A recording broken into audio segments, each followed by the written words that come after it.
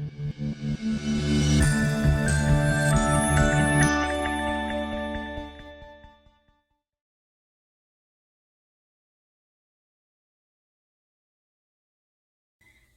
right, with any luck, I'm recording, and now I can finally get started.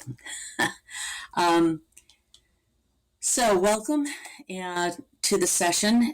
Basically, what I have, Margaret, for you today is a large collection of resources for you. So not even whatever you might be teaching this year, this should be able to be helpful for you. Throughout this presentation, there are a lot of links. There's lots of different apps that I'm going to show you. Everything is linked through the presentation, and you can certainly make a copy of what's there, and anything that you can't get to, you can just send me an email. My contact information will be there. I just want to remind you that you do need to have the Performance Matters app in order to get your credit for this session. So the information for how to do that is on the app by following that link and with the registration code that you see on the screen. And Jessalyn has dropped the link for you. Perfect, Margaret. Glad that you did that already. So I am Barb Vinal, and I am a digital learning coordinator for Wake County Public Schools. I am a recovering music teacher. I say that lightly in that I taught in the public schools for 28 years, mostly elementary, 2 years in high school, and then I've taught in private piano studios for many years and had my own private piano studio, which I continue to teach in now as well. And I'm joined by my colleague, Jessalyn. And Jessalyn is also a digital learning coordinator. And she has graciously come to try to help me out today and all of our technical difficulties this morning. So thank you, Jessalyn, for being here. I appreciate it. And Margaret, you can ask questions at any time in the chat. Anything that comes up or you want me to stop or go back, just please pop that in the chat. And as I say, I know you can't share audio with us, but if there comes a moment you want to unmute and ask something, you certainly can do that. So today our goal is basically to work on the digital teaching and learning standards, both the ones for school administrators as well as classroom teachers, and the references are there for you should you wish to look at those. Using these digital teaching and learning standards is very helpful in guiding where you go, particularly if you're teaching in a virtual environment or a blended environment. So, which of these pictures do you identify with right now, this morning? I know which one I identify with. It's not the one I started out identifying with this morning. But if you could drop the number of one of these in the chat to just let me know how you're feeling. Jessalyn can drop how she's feeling as well. And I just...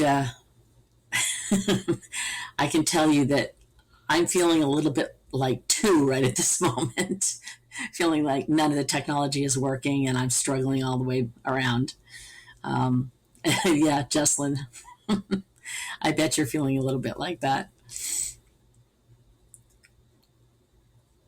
There you go, just holding on. Very good. That's a good one.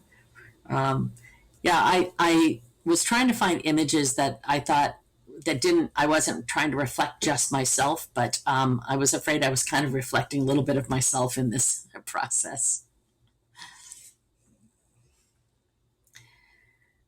So one of the things that we're going to work on today is applying the standards and what that looks like in the classroom. So the 3 major areas, content standard areas from DPI, are the musical literacy, the musical response, and the contextual relevancy. If you are already familiar with these, that's great. If you're not familiar with these, the standards are linked down below, the K-8 standards as well as the 9-12 standards. And you can delve into those more fully, but I'm going to give you some examples of how you can relate what you do in the classroom directly to those standards.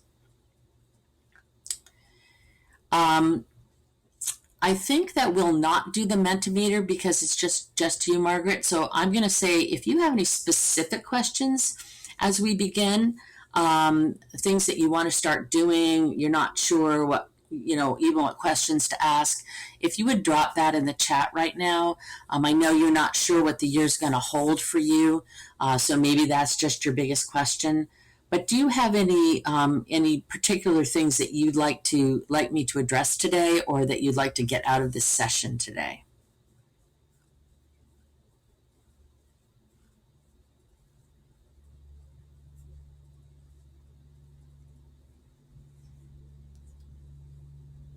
Okay, great. Well, if anything comes up, you just go ahead and drop that into the chat. So there are some North Carolina digital learning competencies for students. There are these 7 areas.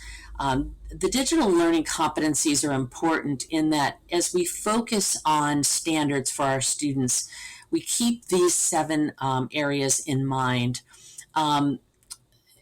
Students that are able to do these 7 areas through every subject, it helps to make them a better, more well-rounded student. So I encourage you to look at those standards, and those are linked as well to see how they would work in the standard area. So first we want to talk about artifacts. So artifacts are a way for students to really keep a portfolio, if you will, of what they're doing, the growth that they've made, and it also allows for you to give them feedback and or a grade as needed. So how do we collect those in this blended environment that we're in, which could be fully in person but still distanced, or a blended environment, some online, some in person, or maybe at some point, for some people it would be a terrible thing, but to go back to a fully online situation, or maybe in a virtual academy situation. So some of the artifacts that you can collect from your students could be their performance, their composition, any audio files, your second graders playing recorders, and there's lots of great ways to collect that information. Snapping a picture, a voice memo, or using some of the built-in tools in Google, as well as using tools like Flipgrid.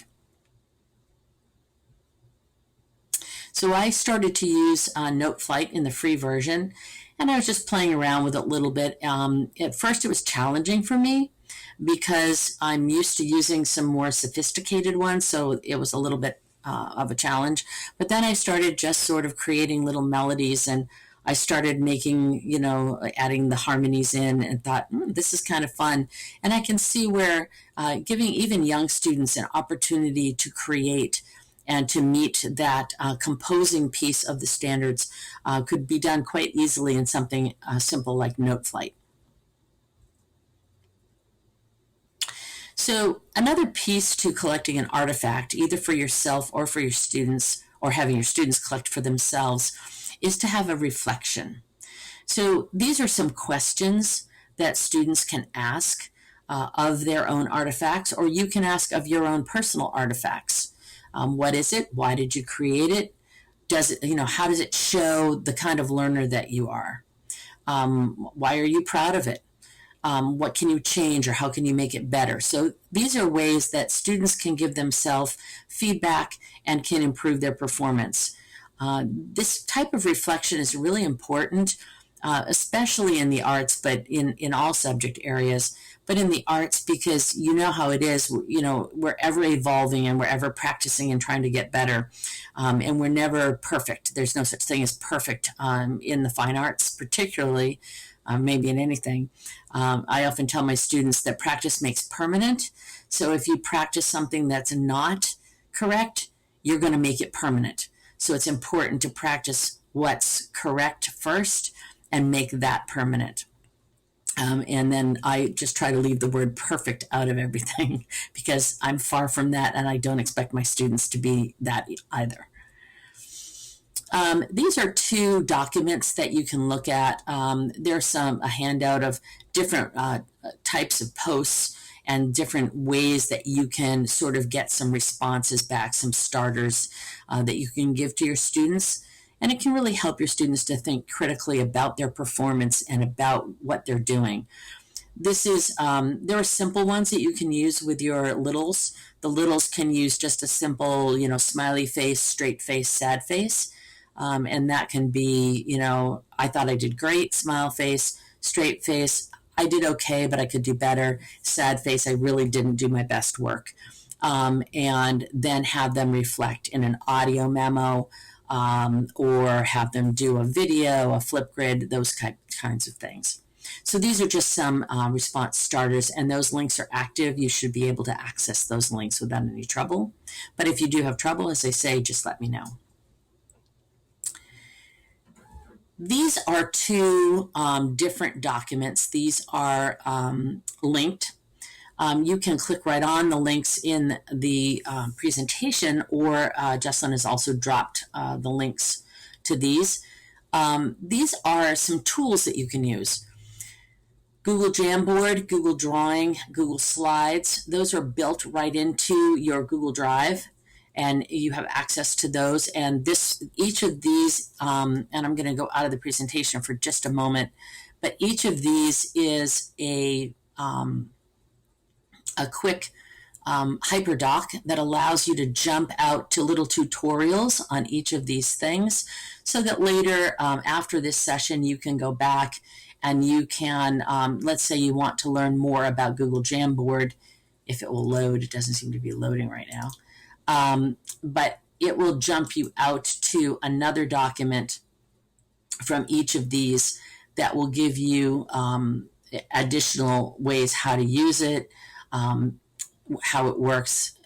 Apparently we're having some issues loading things at the moment, probably because I have a million things open, different all sorts of things happening here. But this gives you some examples and some ways to use Google Jamboard. So each of these hyperdocs here will take you, it's just a link, will take you out to different hyperdocs as well. So there are two different ones with 5 different tools on each one of those. And you can use this to enhance your own learning. I just want to remind you too that these are tools of choice. They should support the learning objective, not be used just for the sake of using the tool. Sometimes it can be difficult to motivate, particularly your upper grade kids, your 5 through 8 kids. And some of these tools can help them to get more excited about what they're doing. But it's still just a tool to get at the performance. So I want to pause for just a few moments. I just covered kind of a lot in one little space there. I want to take a moment and kind of digest and stretch your legs if you need to, and ask any questions that you have at this time.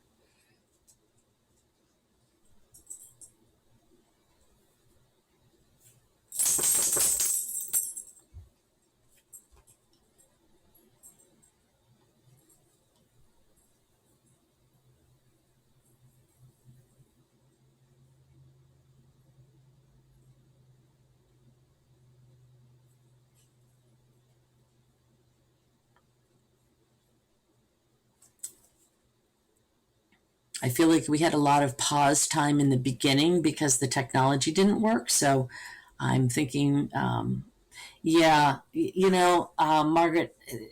the COVID regulations are so difficult for any sort of performing arts, singing or playing instruments.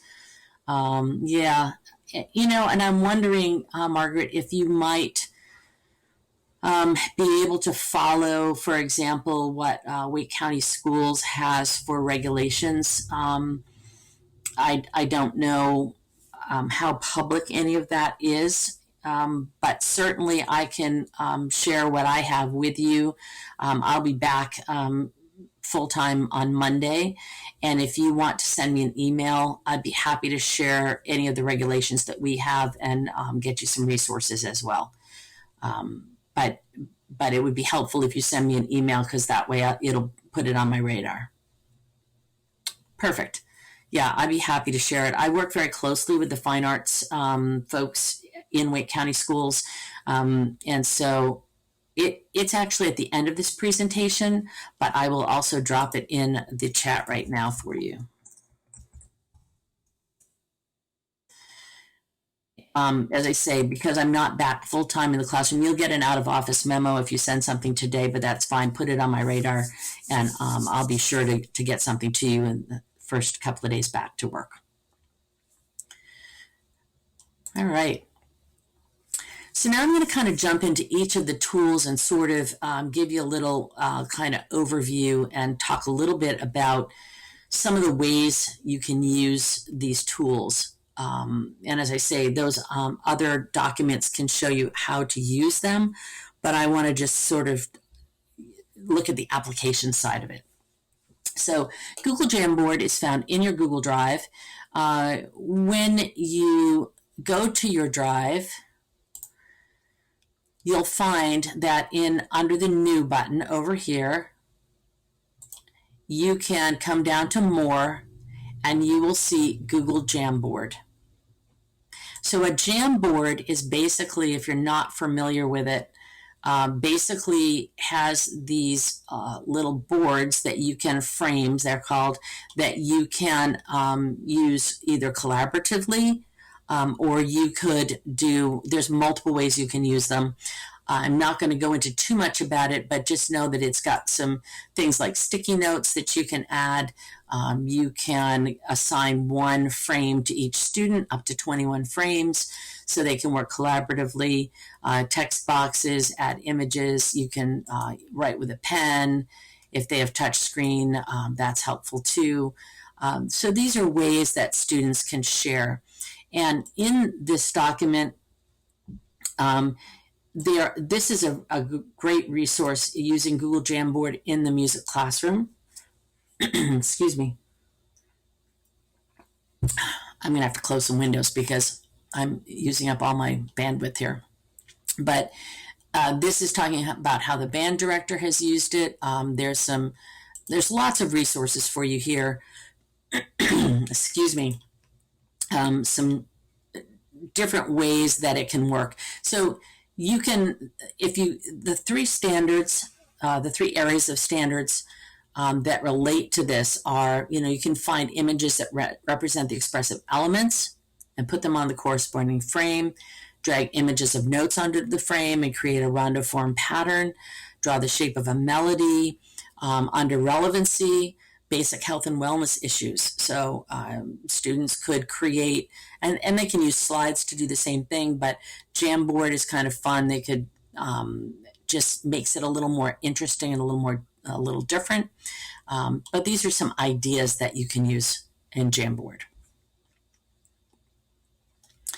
The next one is Google Drawing. Google Drawings is often, again, it's found in Google Drive, but it's often kind of underrated. There are lots of ways to even write compositions with Google Drawing. It's awkward, but it can be done. So dragging images of notes to compose music in a Google Draw. This particular document was created in Google Drawings, and here's how I say, if you get the images of notes, you could draw those, you could put a staff on there, and they could actually compose. It's a little easier for littles to do it this way. You may have to explain to the littles that it's a layered thing, that when they put it on top of it, it layers on top. Sometimes the littles don't understand that piece, so just keep that in mind. And again, you'll find more about how to do that here under this link for Google Drawings. There are some engaging Google Drawings activities, ways, this is a video of ways to use them in your classroom, and a Pinterest board for you.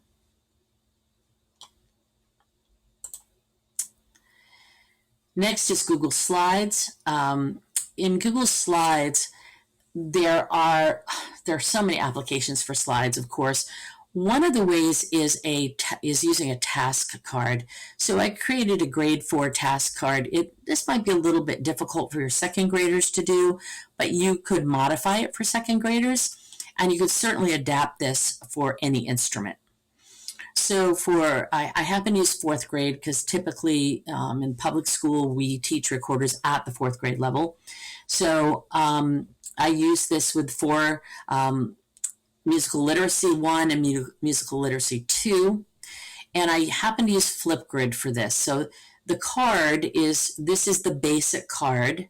And this is kind of playing off of the original paper cards, where on one side it would have the performance task, and then you would flip it over and the task would be on the other side. So the task on the other side looks like this. So the task, here's the overview of the task. And step 1, you learn to play the assigned recorder piece. You write down 2 challenges or discoveries. Scan the QR code if you're using a tablet or a mobile device of some kind, or click on this Flipgrid.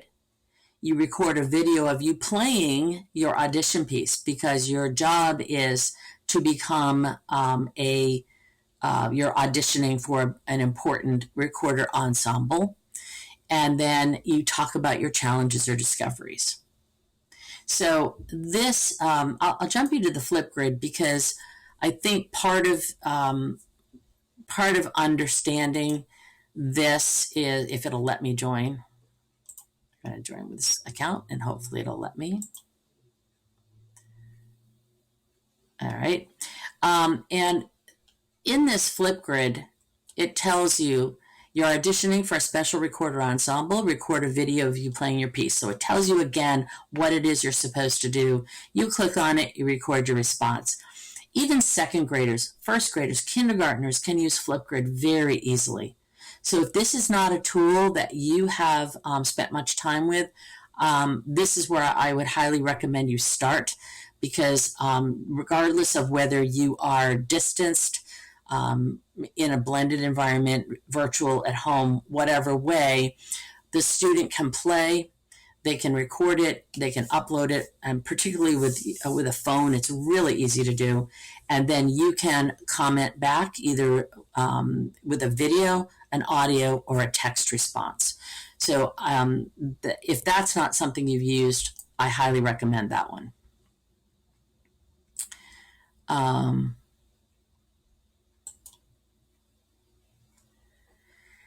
Now I'm going to give you a little excerpt, and hopefully you'll be able to hear this and see this. Please let me know if you don't. But this comes from Google Slides for Music Teachers. This is a free site, and I have linked the direct site there for the whole thing. But I just want to show you a little bit about how you can use choice boards in Google Slides. This is a pretty involved one, but she gives you all of the slides that you can actually duplicate for yourself. So just let me know if you cannot hear the sound. Here's an example choice board that I set up. You can see that the choice board is very clean. There's not much detail on here at all for the kids about what they're going to do. But the way that I've set this up is that when I'm in present mode, or when the kids are, they're going to click on an activity and it's going to take them to the place where they find out what that activity involves.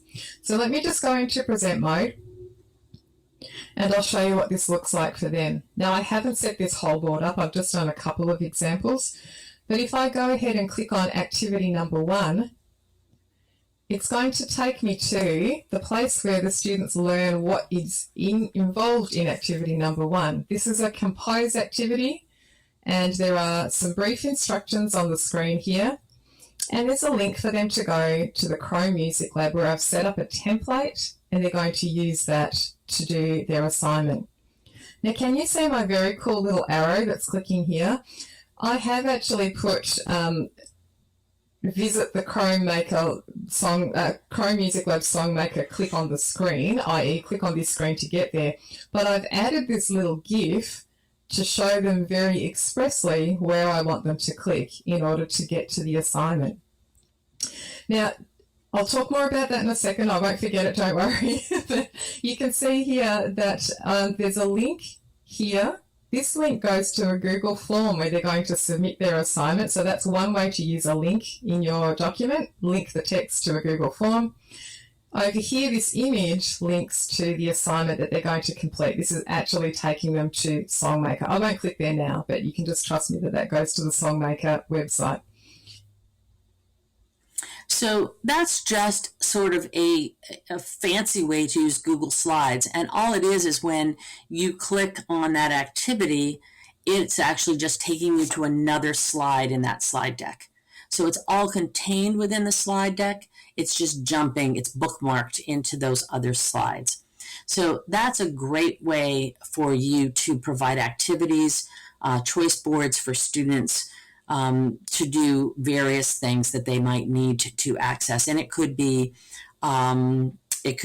drills, it could be sight reading. There could be a lot of things. And again, she happened to use the Chrome Music Lab Songmaker, which is a lot of fun, and it's free. It's a web-based program. So that might be something that would interest your students and interest you for going forward. I mentioned a little bit about Flipgrid before. I'm a big fan of Flipgrid for performance tasks of any kind in music. It's really simple, playing tests, teaching other students. I use that a lot. I used it when I was teaching technology, when I was teaching music, having particularly my older students find a task that they wanted to teach a younger student. So, for example, if you have fifth graders that maybe played recorder when they were in second grade, you might find a fifth grader who's willing to record a Flipgrid tutorial video that would teach the littles how to do that, taking some of that off of you and providing that collaborative environment between grade levels. My older kids loved to do tutorials for the younger students. I would make them write scripts out. I would make them preview it with me before they then did the final one that they were going to provide to the lower grade students, using student-friendly language, so on and so forth.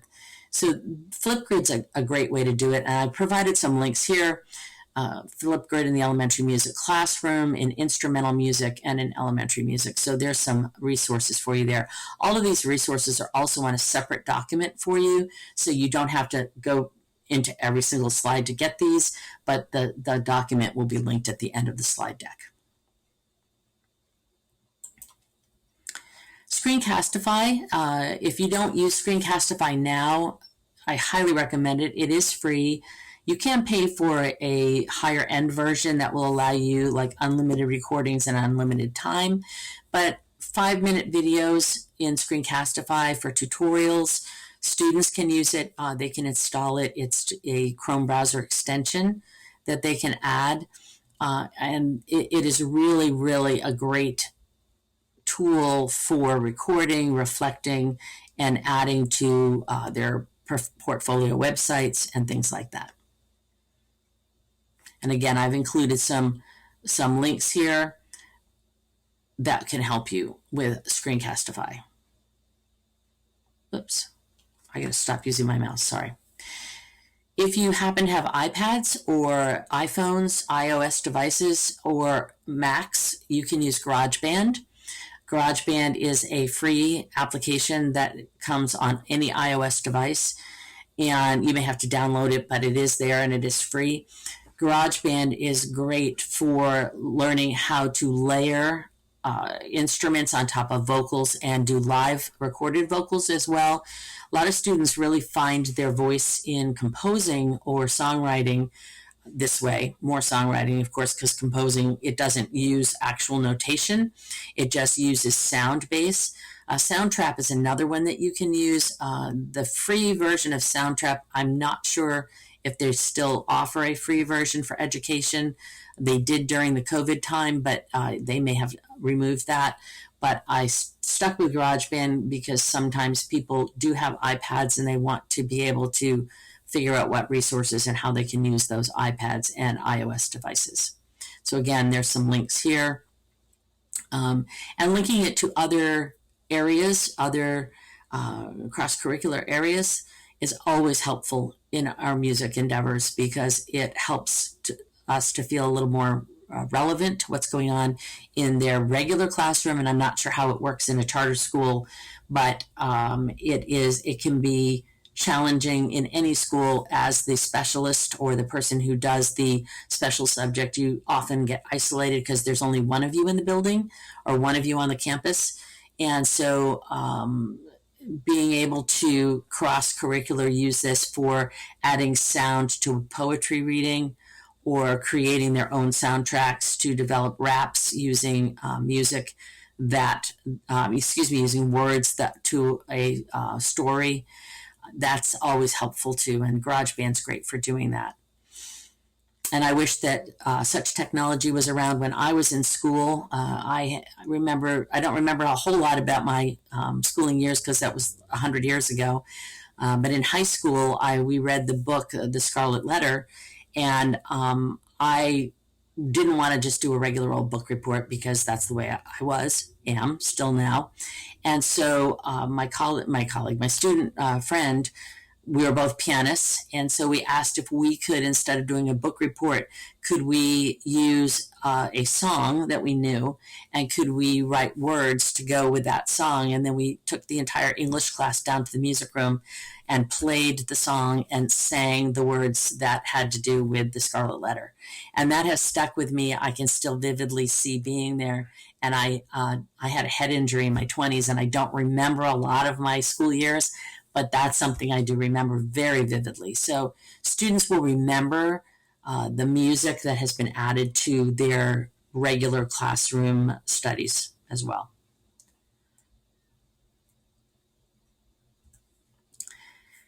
Canva is a wonderful tool. Students, and depending on how your school does it, they may or may not have access to it. Yes, absolutely, Margaret. It does. Integration is fun, and it definitely does work. You're absolutely right. Canva is a great tool for developing all sorts of things. I do want to jump into, I'll just show you a little bit. Canva is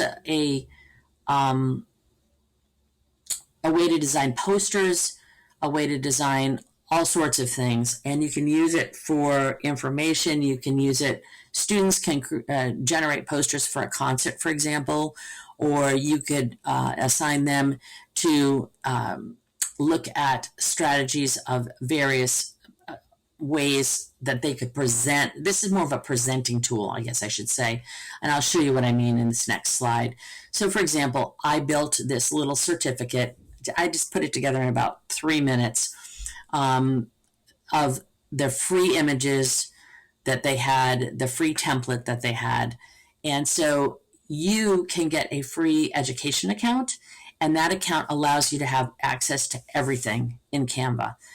Students, I don't know that they can get access to all of the things, but they certainly can. In a free account, there's still a lot that they can do. So you could think about providing images of themselves doing, for example, having the correct position when they're playing an instrument, correct fingering, and they could put that in a Canva poster, like an infographic type of thing. There's lots of options for using Canva, and it's got some great graphics to use as well. I do want to mention, while we're talking about graphics, to be sure that you are using, if you're using Google Classroom, for example, you have access to all of the free Google images. They're copyright-free images. And just a reminder that copyright-free images are very important. Canva will only provide you with the images that you can use without paying for them, but it gives you free use of that image once you've either paid for it or have an education account. So Creative Commons is another place. Creative Commons has all kinds of images, and Unsplash is another one. Unsplash.com will give you free images to use. So that's always helpful. Audacity is usually a PC-based program, but it is a web-based program, so it is free. Although I have found that recently our district has blocked it because we are paring things down, and they seem to have blocked Audacity lately. Hopefully, they will unblock it because it's a really good way for students to be able to snip music and understand music.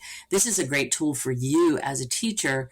So, for example, if you're not aware of it, there's only you can only use up to 20 seconds of any copyrighted piece of music for something. So let's say you're putting together a slideshow presentation that you're going to show at a concert. You can only use 20 seconds of any piece. Audacity allows you to take that piece, cut out 20 seconds, cut out 20 seconds of something else, and put them all together and line them up in one long medley. So it's really good for doing those kinds of things. Also for slowing down tempos, things like that. So it's a good resource for you, again, depending on what your students are allowed to have access to or not have access to. Audacity is really mostly a sound editor, if you will. And you can input source as well, but GarageBand does it a little bit better, but it's a similar thing as far as the audio editing goes. iMovie, again, another iOS product on an iPad, an iPhone, or a Mac. And iMovie is great for posture, breath control, showing bow stick control if you're doing string instruments, creating, and this under musical literacy would be creating music, because they could in fact import their own music and then do video of them and cut it and add transitions and add splash screens and things like that. So there are just some ideas here. And I did include the copyright law right here. And that's from the National Association for Music Education. That is their copyright law. And there's so many things going on with copyright law and changing. Of course, COVID changed a lot of things as well. So there's just some links that you can use there. Clips, another iOS option, very simple in an iPad or on an iPhone. And there's just some links to how you can get creative using clips in your classroom. Again, offering these things to your students who maybe want to use it if they happen to have an iOS device. Maybe some of them have Android devices and can't use this, but giving them some options is always nice if you get that ability to do so. And this is the my resource site. There's a resource link on a Google Doc, and that has all of the links here under this bit.ly link right here. And then there's a Pinterest board about distance learning that I put together that just is a collection. Pinterest is a great place to gather your bookmarks. I also really like to bookmark with Diigo, diigo.com, and you can see that up here. It's linked right here. It has a web browser link extension so that you can, if you find a site that you really love and you want to come back to, or you want to be able to cite your sources, Diigo allows you to do that. It allows you to highlight, and it also allows you to capture just that section of an article or a website and save it for future reference or share with your students. So that happens to be my personal favorite. There are others out there as well. But that is my favorite. So I feel like I know I have talked at you for all of this time because you're unable to talk as well. But I know I threw a plethora of information at you over this last amount of time.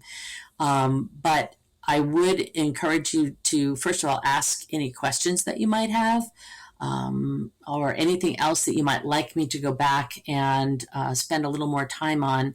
We do have a bit of time left, so it's up to you if you would like to ask questions or something you want me to go back and look at.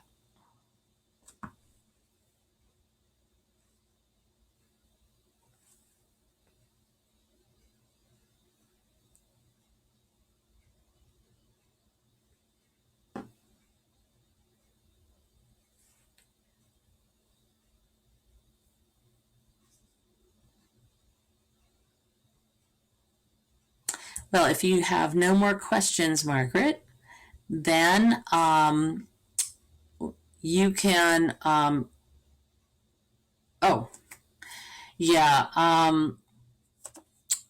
everything that I shared with you has a free version, yes. I tried to make sure I used only free items because none of us wants to be paying for it. Our schools can't afford it. Everything there is free. Now, there are some limitations on some of the items I shared.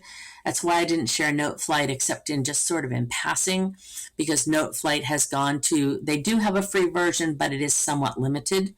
And I don't believe you can print from there, but you could screen capture and use that way. But everything else that I shared with you is free. Should be free for students and for yourself.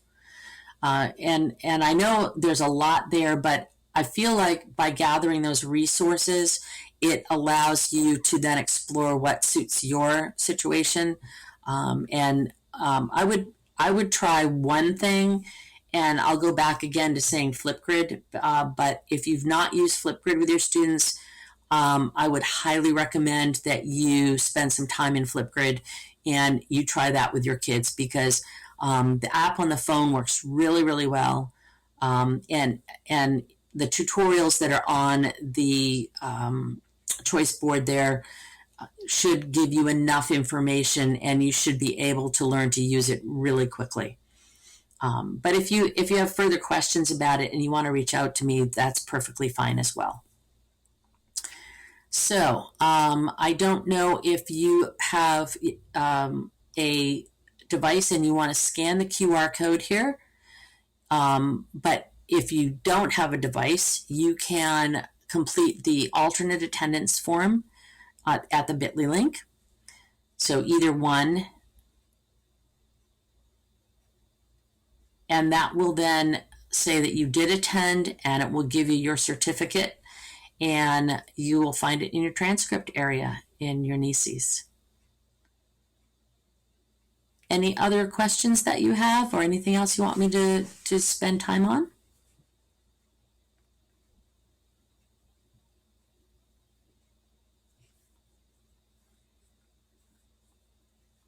So I'll give you a few minutes to go ahead and sign in. And Jocelyn, you can do the same. I mean, to record your attendance, sorry.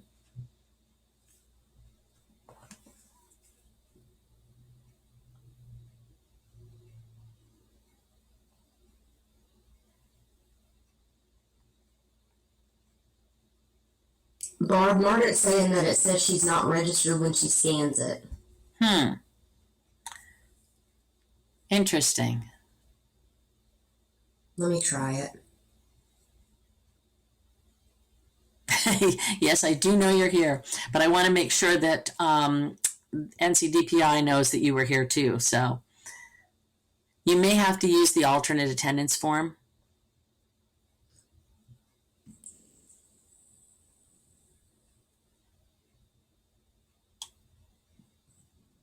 I did not put these QR codes in, DPI put them in, so I would say that if it doesn't work using the alternate form, I mean, you know that we've had... See if that link works for you, Margaret. Clicking the link won't work.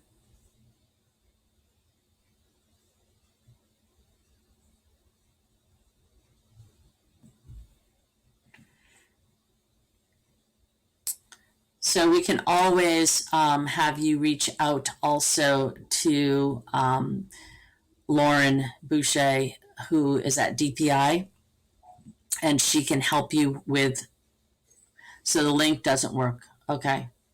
Again, I didn't put that slide in there, so I am going to give you Lauren's information, and you can reach out to her, and I'm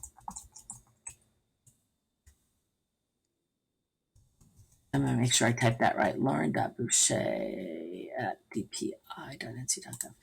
You can reach out to her and let her know that you were here in the session, and I can certainly vouch for you. And then I'm going to just jot your name down, Margaret, to make sure that I have it right. Margaret Hennessy. And, you know, as I say, we've had so many technology issues this morning, anything's possible and probable. So, well, good. Then, oh, sure.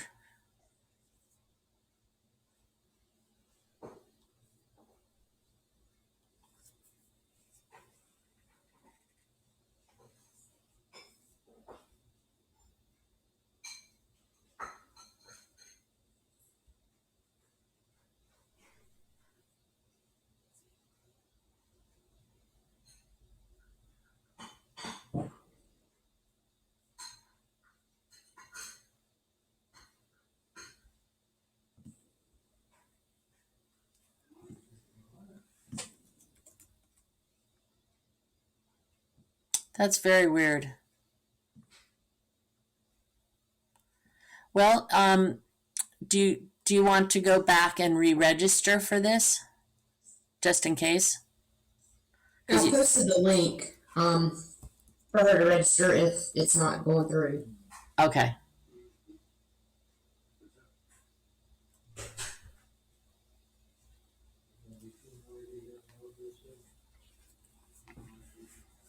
So you can see if that will let you register again.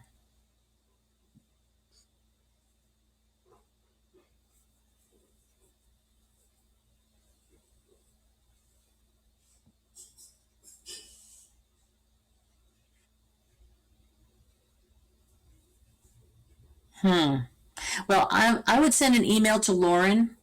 Matter of fact, I will send her an email as well, and we'll just let her know that you registered, but it's not letting you complete the attendance.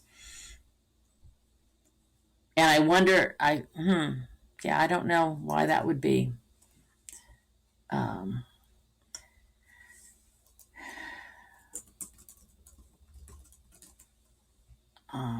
Yeah, so I'll send her an email and tell her you were here and let her know that I'm having trouble with people getting into my Meet link also, so that's part of the problem, I think. Could be. I have the same session again tomorrow at the same time, so that's a possibility. Yeah, and as I say, I did not put the QR codes in. Someone else put those in for me, so.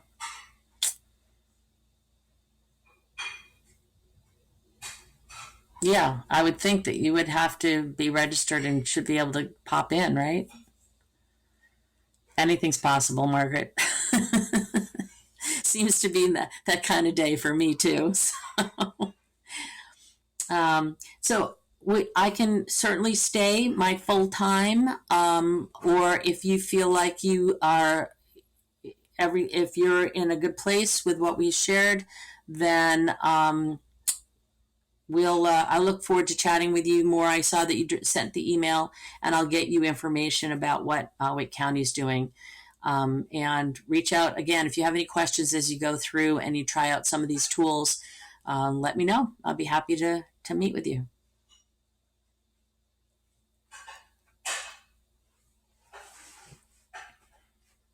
And I appreciate you being here.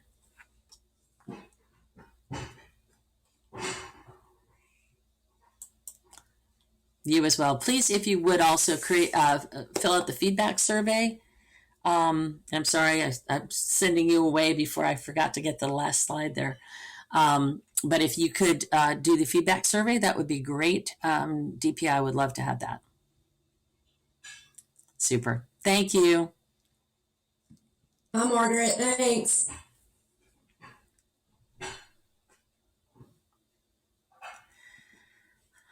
I'm going to stop the recording now.